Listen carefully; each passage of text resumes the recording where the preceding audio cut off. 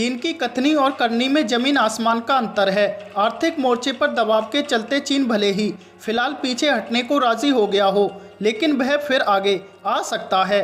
जब तक चीन पूरी तरह पीछे नहीं हटे तब तक हमें भी नहीं हटना चाहिए, क्योंकि कूटनीतिक और सैन्य स्तर पर लंबी बातचीत के बाद लद्दाख में चीनी सेना पीछे तो हट रही है, लेकिन भारतीय सेना को भी पेट्रोलिंग पॉइंट 14 तथा गलवान वैली में गश्त करने से रोक दिया गया है। ये चीनी सेना की चाल थी, जिसके तहत उसने पेट्रोलिंग पॉइंट 14 और गलवान वैली के झड़प वाले इलाकों को मिलाकर करीब 3 किलोमीटर के क्षेत्र को बफर जोन में परिवर्तित करने के लिए भारतीय सेना पर दबाव डाला था।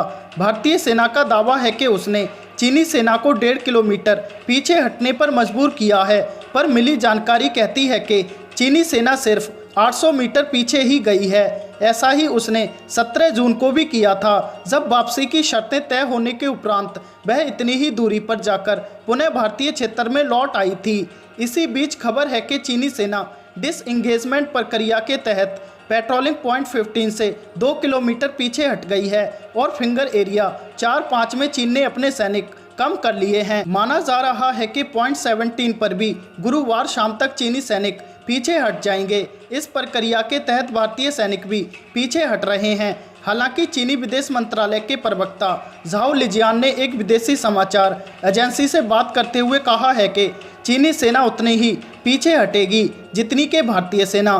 दूसरे शब्दों में कहें तो चीनी सेना को नहीं बल्कि भारतीय सेना को मजबूर किया गया है पीछे हटने को। ऐसा इसलिए भी कहा जा रहा है क्योंकि चीनी सेना ने अपनी जो शर्तें इस कथित वापसी के लिए मनवाई हैं, उनके अनुसार अब भारतीय सेना पेट्रोलिंग पॉइंट 14 तथा गलवान वैली के उस इलाके में भी गश्त नहीं करेगी जहां 16 जून को 20 भारतीय सैनिक शहीद हो गए थे। दरअसल अब पेट्रोलिंग पॉइंट 14 तथा गलवान वैली के झड़प वाले इलाकों में तकरीबन 3 वर्ग किलोमीटर के इलाके को बफर जोन अर्थात नो मैंस लैंड में तब्दील करने की प्रक्रिया आरंभ की गई है। आपकी जानकारी के लिए बता दें, नो मैंस लैंड उस जगह को कहा जाता है जिस पर चीन या हिंदुस्तानी फौज का अधिकार नहीं होगा।